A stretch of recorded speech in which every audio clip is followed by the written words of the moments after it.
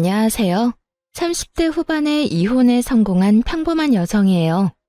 살면서 힘든 일 한번 겪지 않고 사는 사람이 어디 있겠어요? 저도 그렇게 생각하며 여태 살아왔거든요. 그런데 정말 견딜 수 없는 일 앞에서는 아무것도 필요 없더라고요. 그 어떤 긍정적인 생각도, 인내도요. 이런 생각을 하게 만든 건 바로 시부와 전 남편이었죠. 저는 평범한 직장인으로 남들보다 조금 더 아껴 쓰는 버릇이 있었어요. 부모님이 두 분 다 불필요한 소비를 좋아하지 않으셨고, 항상 꼼꼼하게 가계부까지 적어서 관리하셨기 때문에 일을 보고 자랐죠. 그래서 부모님은 돈을 알뜰살뜰 모으셨고, 노후 걱정 없이 잘 지내고 계시거든요. 아버지는 재테크도 잘 해놓으셔서 은퇴하시고도 전혀 걱정이 없으실 정도였죠. 그런데 시댁은 저희와 전혀 다른 상황이었어요. 시부는 은퇴하기 전까지 평범한 직장인이었는데 완전 기분파였거든요. 예전부터 그런 시부의 행동을 보며 불안해서 남편에게 말하기도 했죠. 여보, 아버님 돈을 너무 많이 쓰시는 것 같아. 당신이 적당히 쓰시라고 좀 말려야 하지 않을까? 오죽하면 며느리가 시부의 소비 습관에 대해서 이렇게 말했겠어요. 그런데 정말 다른 사람들에게 과시하기 위해 번 돈을 족족 다 쓰셨거든요. 괜찮아. 아버지도 다 생각이 있으시겠지. 아무 생각 없이 저렇게 돈 쓰시지는 않을 거야. 반면 남편은 불안하지도 않은지 항상 저를 위로하면서 이런 말을 했죠. 노후를 다 대비해 놓으셨을 거다. 괜찮을 거다. 아들이 그런 말을 하니 저야 믿을 수밖에요. 그런데 걱정은 시부가 은퇴를 하고서 더 커지기 시작했어요. 월급은 이제 더 이상 나오지 않는데 시부의 지출은 여전히 거대했거든요. 시부는 허언과 허세가 있었는데 부자처럼 돈을 쓰려고 했어요. 제일 어이가 없었던 건 외식을 할 때였어요. 시부가 한 달에 몇 번이나 외식을 하자고 하는데 그것도 항상 비싼 코스 요리집이나 장어, 참치횟집 이런 곳만 고르는 거예요. 물론 돈 없다고 그런 곳을 못 가는 건 아니죠. 그런데 그런 곳에 가서 하는 행동에 더 큰 문제가 있었거든요. 그런 고급 음식점은 서비스가 좋을 수밖에 없잖아요. 그런데 시부는 꼭 가게 직원들에게 돈을 쥐어주더라고요. 현금을 5만 원짜리를 턱턱 쥐어주고는 팁이라고 아가씨 참 잘해서 주는 거라며 항상 그런 식으로 인심이 후한 척을 했거든요. 게다가 은퇴 후 식사비는 정작 우리가 내는데도 그런 식으로 직원들에게는 본인이 꼭 돈을 주며 주변 사람의 시선을 즐기곤 했어요. 돈이 많아 보여서 잠깐의 부러움이야 살 수도 있겠지만 그게 정상적인 일인가요? 우리 수준에 맞지 않는 일이라고 생각했어요. 한 달에 한 번 가서 즐기기도 어려운 곳에 매주 주말마다 가서 돈을 쓴다니요. 게다가 나중에는 그 팁으로 주는 돈도 남편 주머니에서 나갔거든요. 그래서 하루는 시부에게 마음 단단히 먹고 말했죠. 아버님, 앞으로 이렇게 호화로운 음식점은 자주 못 올 것 같아요. 드시고 싶으신 게 있으면 집 근처 저렴한 맛집도 있으니 그쪽으로 모실게요. 시부가 장어를 먹고 싶다고 해서 단골 장어집에서 먹고 돌아오는 길이었어요. 그날도 어김없이 시부는 가게 직원에게 10만 원을 쥐어주었죠. 왜 우리가 여길 자주 못 와? 너희 그만큼 능력 안 돼? 그런데 싼 집은 싼값 한다는 거 모르진 않지?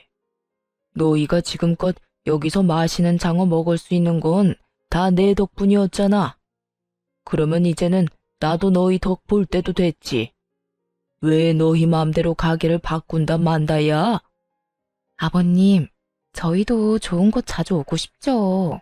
하지만 아버님 은퇴하시고 이제부터는 저희가 음식값 내야 하는데 이 사람도 그렇고 저도 그렇고 돈 펑펑 쓰면 쓸 만큼 모으지를 못해요. 앞으로 2세 계획까지 있는데 나중에 진짜 고생할 거예요. 최대한 이성적으로 말했지만 시부는 화만 냈어요. 야, 우리 아들이 돈 벌어서 우리한테 쓴다는데 네가 왜 옆에서 난리야? 너는 너희 집에나 잘해. 우리 집 일에 끼어들지 말고.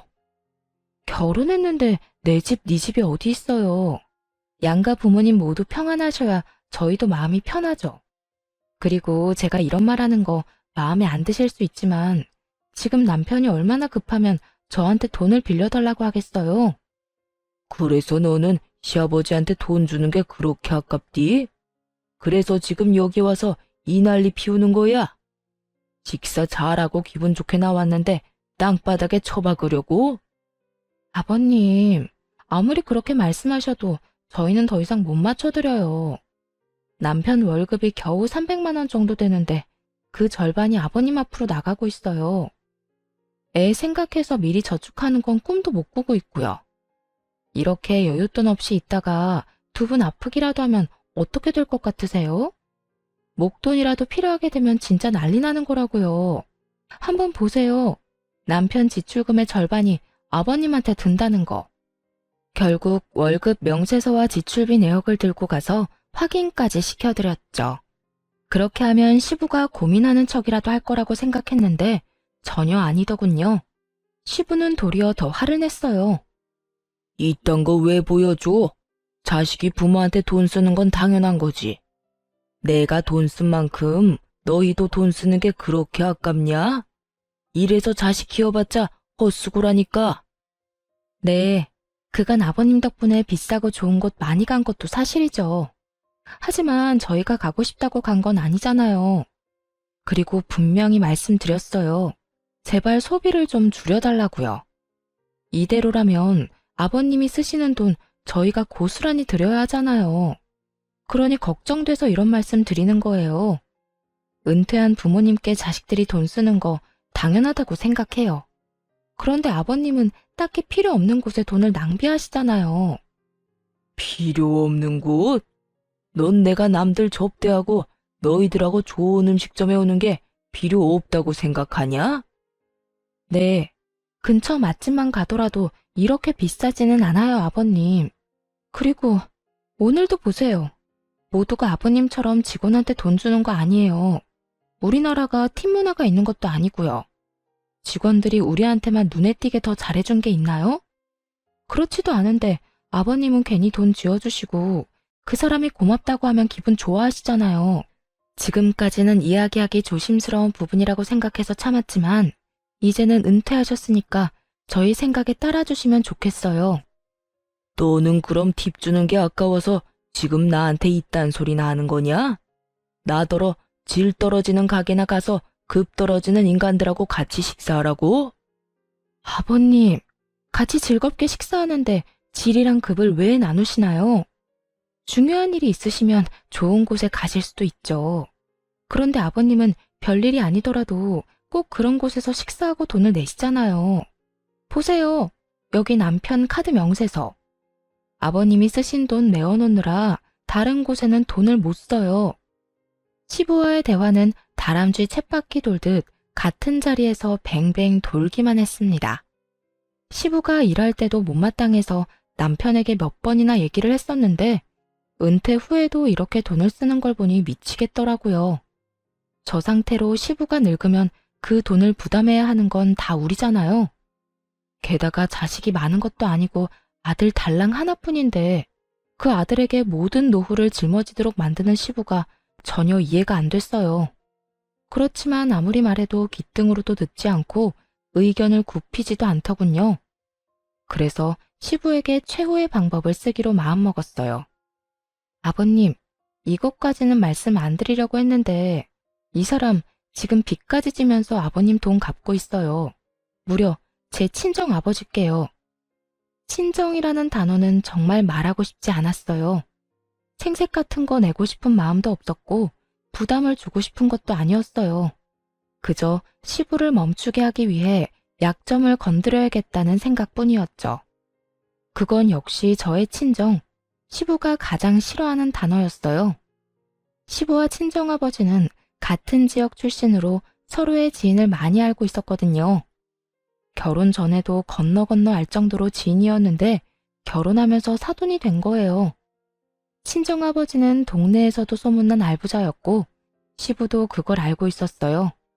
그렇지만 아버지도 저도 과소비나 낭비는 절대로 하지 않는 사람들이었어요.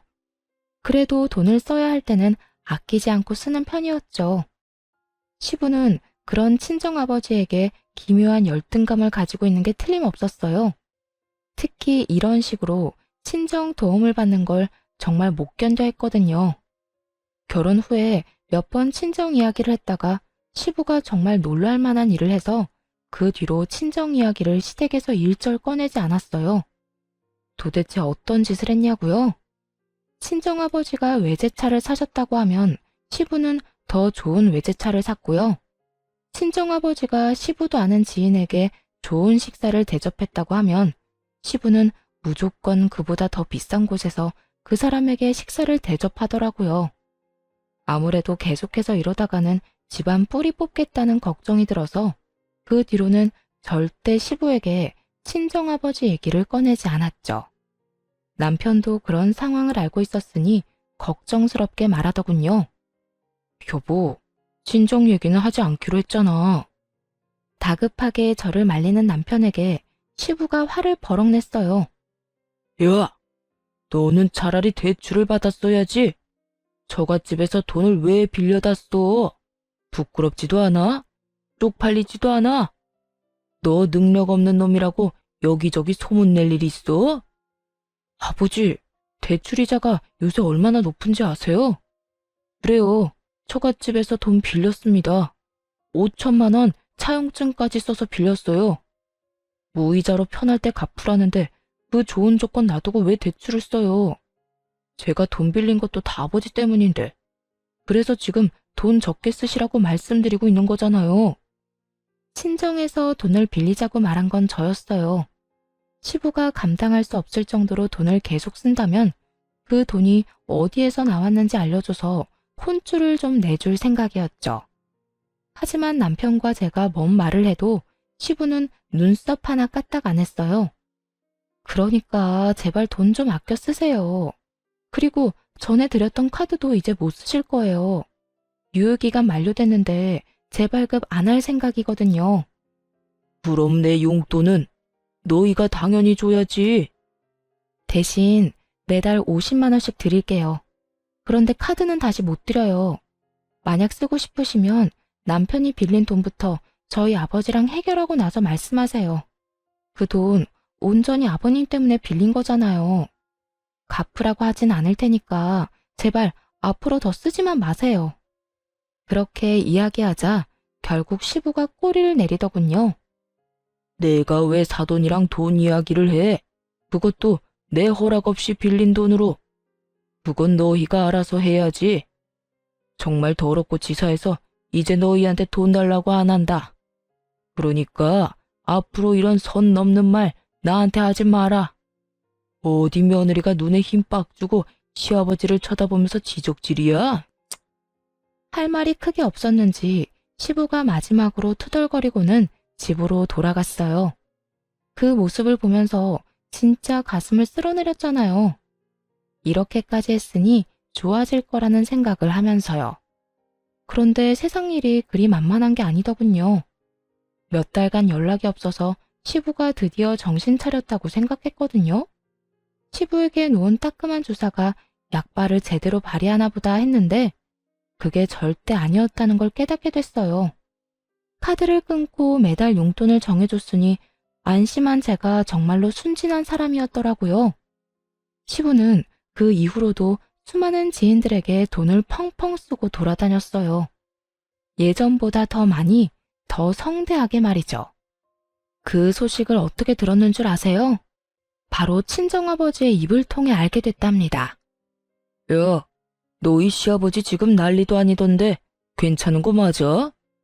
어머니에게 반찬을 받으러 친정에 잠시 들렀는데 친정아버지가 걱정스러운 얼굴로 말을 건네셨어요. 어? 무슨 난리? 우리 요새 연락 많이 안 해. 주말마다 가던 것도 한 달에 한 번으로 줄였고. 근데 무슨 일인데? 모임 사람들 몇 명 데리고 가서 완전히 돈 펑펑 쓰고 왔다는데?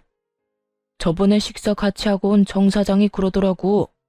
은퇴 기념이라고 식사 대접했다는데 영수증에 찍힌 돈이 300만 원이 넘었단다. 10명 정도 갔다는데 밥만 먹어서 그만큼이면 대체 얼마나 비싼 데를 간 거냐? 저번에 우리 사위가 나한테 돈 빌려 갔는데 그거 알고는 있는 거야? 그 이야기를 듣는데 눈앞이 노래지더군요. 고작 한 끼를 먹는데 300만 원 넘게 지출한 시부. 낭비벽이 사라진 게 아니었어요. 너무나 걱정되는 건 그 돈이 도대체 어디서 나왔냐는 거였죠. 집에 돌아오자마자 남편을 닥달했어요. 여보, 당신이 좀 알아봐봐. 아버님 도대체 무슨 생각으로, 아니, 무슨 돈으로 그렇게 지르신 건지. 여보, 이제 그만 좀 해. 아버지한테 돈도 적게 드리고 있고 카드도 안 드렸잖아. 그러면 알아서 돈 쓰고 계시는 거겠지. 우리가 그런 것까지 어떻게 다 신경 쓰면서 살아? 전에 얘기한 거 잘 알아들으셨을 테니까 이제 제발 그만 좀 하자, 어? 그걸 떠나서 아버님이 지금 돈을 너무 많이 쓰고 계신 거잖아. 하루에 300만 원 이상 지출이 나오는데, 여보, 이건 그냥 아버님께 맡겨서 될 일이 아니라고. 무슨 일인지 확인을 해야 해. 당장 어디서 그 돈이 났겠어? 대출이라도 받으신 거면. 걱정 그만하래도. 그리고 막말로 우리가 아버지 인생에 이렇게 간섭하는 거 그것도 좋지 않은 거야. 아버지 이해하려고 노력해야지. 왜 매번 아버지 하는 일마다 딴지를 걸어? 일이 한 번 터지면 너무 규모가 클 테니까 그렇지. 그래서 지금 확인도 안 해보겠다는 거야? 아버지 뒷조사는 좀 아닌 것 같아. 조금만 지켜봐주면 안 되겠어? 아버지도 생각이 있으시겠지. 솔직하게 말해서 신경 안 쓰고 싶어. 남편의 단호한 말과 행동에 기분이 상했어요. 이게 다 저 좋자고 하는 일이겠어요? 남편도 시부가 쓰는 돈 때문에 힘들어하니까 그런 거죠. 이런 마음도 몰라주고 남편은 귀찮다는 말만 하고 알아볼 생각조차 하지 않더군요. 시부에게 따로 물어볼까 고민도 했지만 그러지는 않기로 했어요. 나중에 문제 터지면 남편이 알아서 하겠지 하는 생각을 하기도 했고요. 솔직히 말하면 안일하게 생각한 것 같기도 해요. 그래, 알아서 해. 당신 집안일이니까 당신이 알아서 잘 해결하겠지? 나중에 일 터지고 나서 나한테 와서 뭐라고 하지 마. 알았어? 안 그럴 거야. 벌써 5천만 원이나 빌렸는데 내가 뭘 또 바랄 게 있겠어? 걱정하지 마. 다 알아서 할 거라니까. 그로부터 6개월이 지났을 무렵, 그렇게 호언장담하던 남편이 잔뜩 주눅든 얼굴로 부탁을 하러 왔어요. 그간 한 번도 시댁에 가보질 않았는데 시댁에서 난리가 났다고 하더군요. 여보, 우리 집 좀 도와주면 안 될까? 지금 집 완전 난리 났어. 본가도 난리고 아버지 차도 지금 다 난릴 판이야. 그게 무슨 소리야? 당신 내가 알아보라고 할 때까지만 해도 괜찮다며. 근데 6개월 만에 무슨 집이며 차며 다 날아간대. 아, 나도 이런 말 당신한테 하고 싶진 않은데 아버지가 또 사고 치셨어. 집이랑 자동차 담보대출 받고 신용대출까지 끝까지 받으셨대. 지금 빚더미에 앉아서 집이며 차며 다 팔아도 갚을 돈이 안 돼. 아니, 당장 길거리로 나가게 생겼단 말이야. 대출금 연재돼서 집은 경매로 넘어가고 차압 딱지 붙고 난리가 났어. 어떡해, 당신이 좀 도와줘. 내가 지금 이 상황에서 뭘 도와줄 수 있는데? 그래서 뭐 아버님 빚이라도 대신 갚으라고? 내가 분명히 얘기했지. 아버님 어떻게 그렇게 돈 펑펑 쓰고 다니시냐고 알아보라고 했잖아. 그때는 귀찮아서 알아보지도 않더니 문제 터지니까 왜 나한테 도와달라는 건데? 우리 아버지가 5천만 원 빌려준 것도 아직 다 못 갚았잖아. 여보, 제발 한 번만 부탁해. 내가 빚 갚아달라고 이야기하진 않을게. 대신 아버지 살 곳만이라도 좀 마련해주면 안 될까? 내 마음 같아서는 우리 집에서 같이 살고 싶지만 당신 눈치도 보이고 아버지 자존심에 같이 살고 싶진 않으실 거야. 제발 좀 도와줘, 어? 이대로 길거리에 나앉도록 만들 순 없잖아. 바짝 엎드려 빌다시피 하는 남편을 보면서 속이 뒤집어졌어요. 그때는 뭐하고 이제 와서 소 잃고 외양간 고친다는 건지. 일단 아버지한테 얘기해 볼게. 근데 이런 식으로 해결될 일 아니야. 당신 아버지한테 따끔하게 이야기 좀 하라고. 이게 몇 번째야? 아버님이 바뀌셔야 이런 상황이 또 일어나는 걸 막을 수 있어. 어쩔 수 없이 친정아버지에게 연락을 했어요. 자초지종을 설명하고 쓸 수 있는 집이 있는지 물어봤죠. 아버지는 한숨을 쉬시더니 아버지 명의의 집을 하나 이야기하시더라고요. 내키지 않으셨겠지만 딸 일이라 도움을 주신 거였을 거예요. 몇 달 전까진 조부모님이 쓰시던 집이었는데 생각보다 상태가 매우 좋았어요. 그 안에 있는 가구며 가전이 2년 전에 새로 싹 들여온 것들이라 그대로 몸만 들어가 살아도 될 정도였죠. 그 집은 조부모님이 마지막 여생을 보내셨던 곳이라서 꽤 괜찮은 주택가에 있는 데다가 집값도 높고 평수도 컸어요. 사실 그곳을 비워둔 건 조만간 친정 부모님이 들어가려고 하셨기 때문이었거든요. 그런 집을 빌려줘도 괜찮겠냐고 물으니 아버지께서 사돈에게 큰일 나는 것보다야 낫지 않겠냐고 말하시더라고요. 아버지 명의의 집이고 돈 내고 들어가는 게 아니니 괜찮겠다 싶어 남편에게 말했죠. 남편은 엄청 좋아하며 시댁에는 자기가 잘 이야기하겠다고 하고 혼자서 가더군요.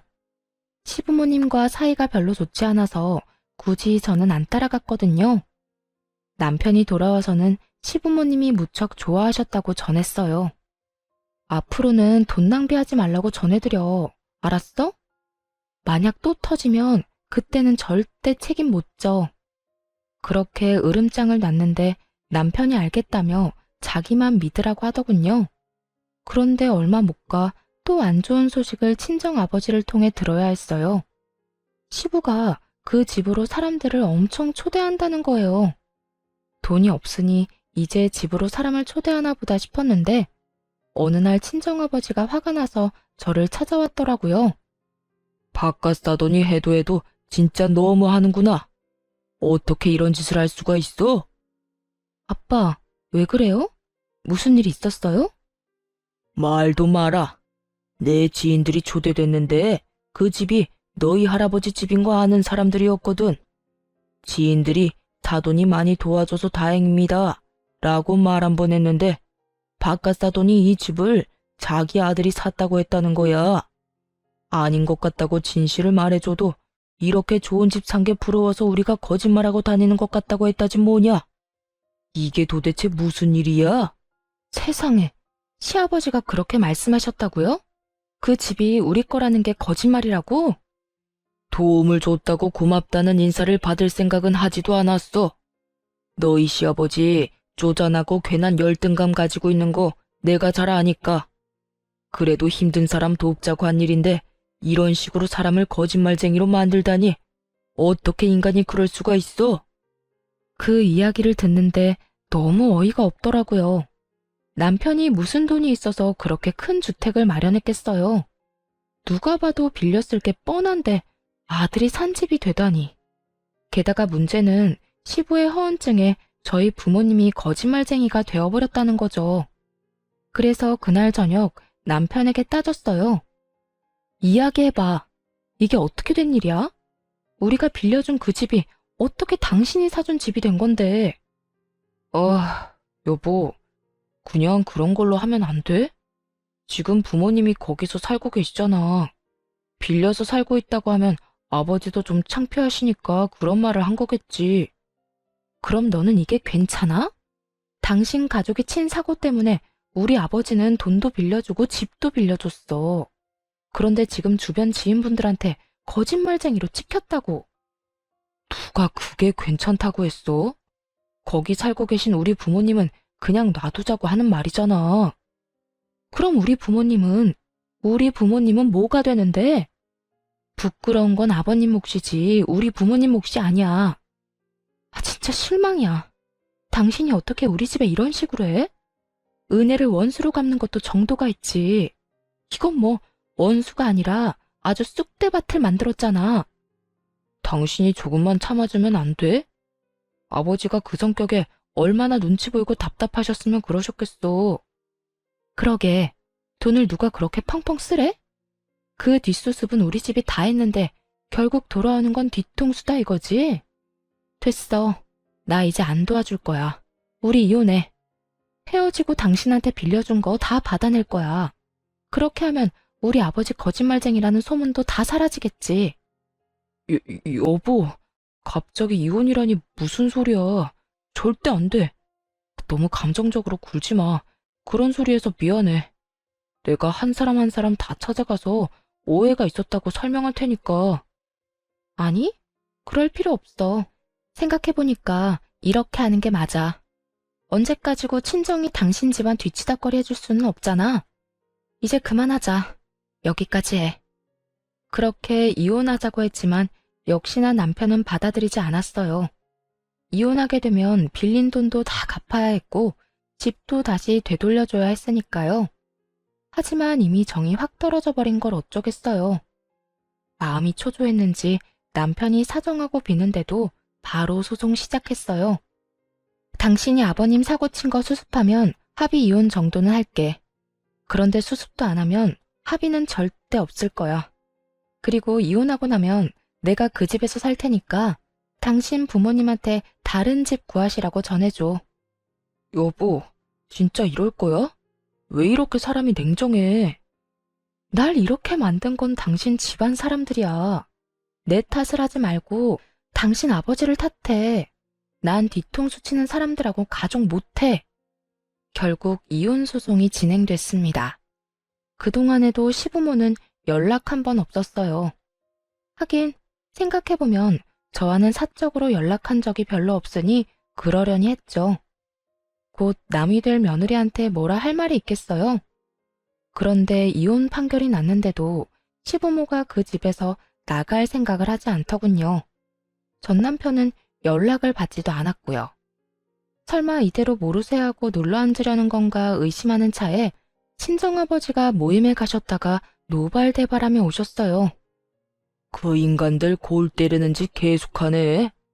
이번에는 생일잔치 한다고 우리 집에 사람들 초대했단다. 세상에, 무슨 낯짝으로 그런 짓을 해? 나가라는데도 안 나가고. 오히려 그 말을 듣고 이번이 기회라고 생각했어요. 그래서 생일잔치에 초대되었다는 분들이 그 집에 갈 때 따라갔죠. 집 안으로 들어가니 난리도 아니더군요. 전시부 생일이랍시고 온갖 치장을 해놓고 조부모님의 텃밭마저 헤집어놨더라고요. 그리고 그곳에서 연락도 받지 않던 전 남편과 마주했죠. 당신이 여긴 왜 왔어? 내가 못 올 곳 왔어? 여기 우리 아빠 집이잖아. 나가라고 그렇게 말했는데도 안 나가더니 남의 집에서 잔치까지 해? 당신이 내 연락 다 무시하길래 여기까지 왔다. 왜? 당장 짐 싸서 나가? 그러자 전 남편이 급히 다가오더니 손을 붙들고 내보내려고 하더군요. 그때 전 시부가 나타났어요. 이게 누구야? 거짓말쟁이들 아니야? 우리 아들이 나한테 사준 집을 자기들 집이라고 우긴 사람들. 난 자네 가족은 초대 안 했는데 왜 여기 왔어? 꼴값 돌려고 왔어? 왜? 우리가 이런 좋은 집에서 사니까 배가 아픈가 봐? 전 시부는 진실도 모르면서 엄청 세게 나오더군요. 많은 사람들이 보는 앞에서 저와 친정 부모님을 욕보이고 싶었나 봐요. 주변 사람들도 아주 흥미진진하게 바라보고 있었고요. 거짓말쟁이? 아직도 그딴 소리 하는 거야? 그럴 줄 알고 나도 그냥은 안 왔지. 이거나 확인하고 이야기하자고. 그따위 종이 쪼가리가 뭐라고? 부러우면 그냥 부럽다고 말해. 여전히 말이 전혀 통하지 않더군요. 결국 친정아버지께서 경찰에 신고했어요. 예, 지금 제 집에서 사돈 양반들이 안 나갑니다. 딸이 이혼 전에 시댁에 잠깐 빌려준 집인데 나가라고 해도 안 나가네요. 전 시부는 그 모습을 보더니 그제야 의심이 든 모양이더군요. 급히 친정아버지 손에 들린 종이를 낚아챘어요. 그 종이가 뭐였냐고요? 이 집 주소로 된 등기부 등본이었죠. 거기엔 당연히 친정아버지 이름이 적혀 있었고요. 이거 거짓말이지? 야, 아들, 왜 이 집이 이 인간 집이야? 아버지, 제가 좀 이따 말씀드릴게요. 우선 사람들부터. 이게 다 뭐냐고 묻잖아. 너 설마 이 인간들 집 빌려온 거야? 너 나한테는 돈 주고 빌렸다며? 설마 거짓말한 거야? 제대로 말해보라고 이 자식아. 아버지가 먼저 잘못하신 거잖아요. 처갓집에 열등감 갖고 계신 거 뻔히 아는데 어떻게 진실을 말씀드리겠어요? 그랬으면 여기 들어와서 살 수나 있었겠어요? 뭐? 이 자식이? 저도 이 집을 그냥 빌려온 줄 아세요? 자존심 다 팽개치고 마누라 앞에서 바짝 엎드려서 빌었다고요. 그리고 제가 언제 이 집 사드렸어요? 처음에 분명히 빌렸다고 말했어요. 그걸 사람들한테 멋대로 아들이 사준 집이라고 말하고 다닌 건 아버지고요. 전 남편의 폭탄 발언에 주변에 있던 사람들이 모두 쑥덕거렸어요. 그럼 이 집이 진짜 자기 집이 아니었던 거야? 사람들한테는 자기 아들이 사준 집이라고 그렇게 자랑을 하더니 아무리 허풍이 세도 그렇지 거짓말을 하면 쓰나? 게다가 진짜 집주인을 거짓말쟁이로 모함한 거지? 최악이다. 그런데 차압딱지랑 경매는 또 뭐야? 우리한테는 집 팔고 새 집에 이사 왔다고 하지 않았어? 우리한테도 거짓말한 거지 뭐. 어풍쟁이가 거짓말 하루 이틀 하나? 자식만 불쌍하네. 아버지 때문에 처가에 빚도 지고 이혼까지 하게 됐으니. 사람들의 목소리가 커질수록 전 시부와 전 남편의 싸움도 더 격해졌어요. 제발 이제 그만 좀 하시라고요. 입만 열면 거짓말인데 제가 불쌍하지도 않으세요? 저 이제 돈 한 푼도 없이 살아요. 왜 넌 능력이 그것밖에 안 돼? 아들이 아버지 부양하는 게 당연한 건데. 그리고 처음부터 이 집이 저 인간들 집인 거 알았으면 나도 여기 안 들어왔어. 아버지를 돕지 말 걸 그랬어요. 거리에 나앉아서 구걸을 하든 말든 신경 쓰지 말았어야 했다고요. 당신 같은 작자도 아버지라고. 내가 미친놈이지. 와이프가 경고했을 때 알아듣고 연을 끊었어야 하는데. 너 말 다 했냐? 이런 싸가지 없는 놈이. 왜요? 한 대 치시게요? 쳐요 쳐.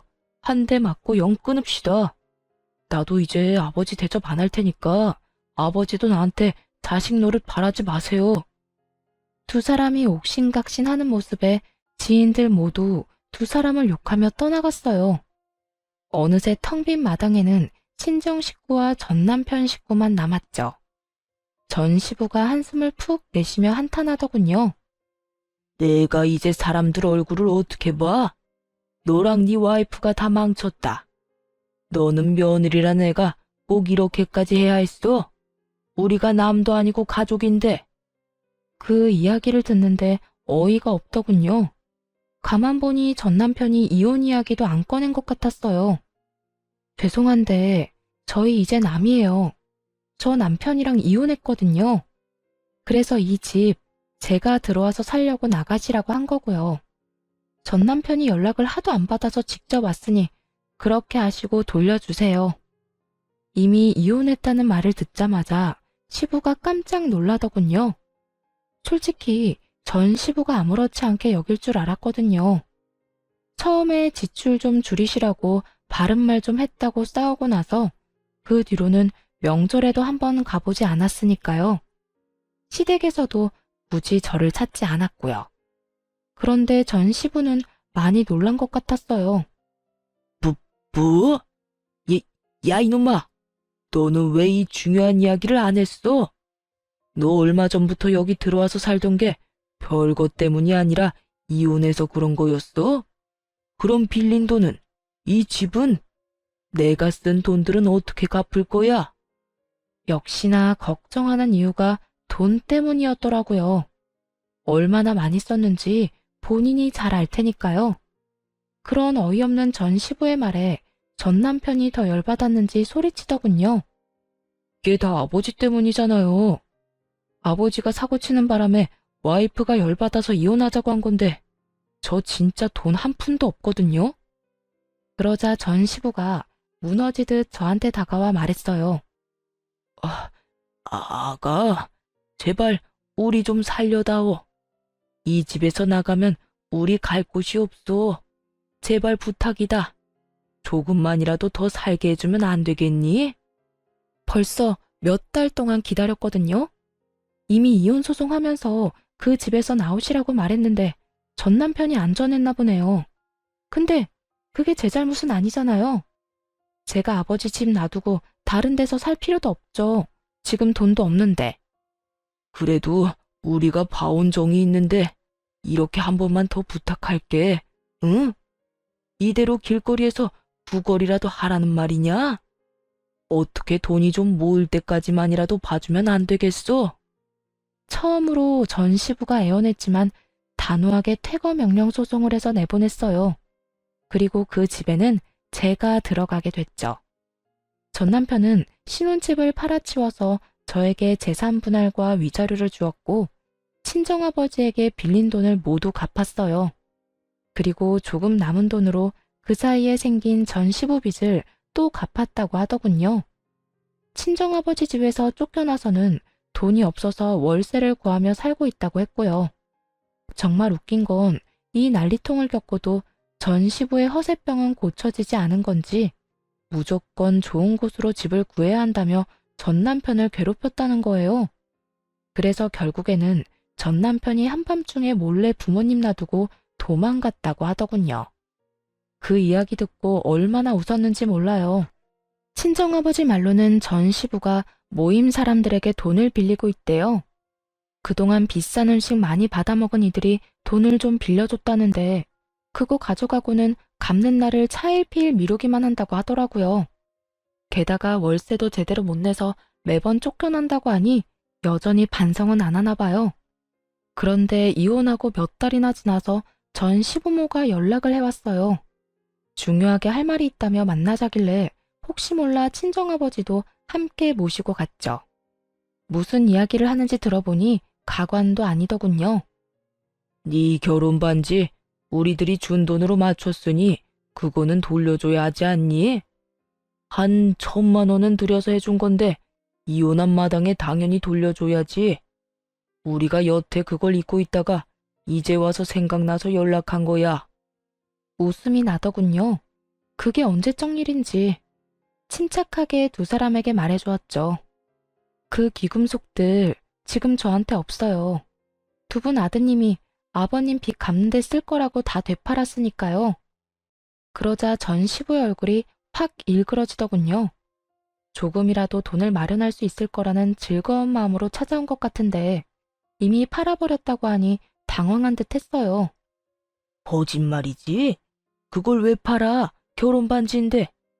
우리 아들 지금 여기 없다고 거짓말하는 거면 어디다 팔았는지도 알아요.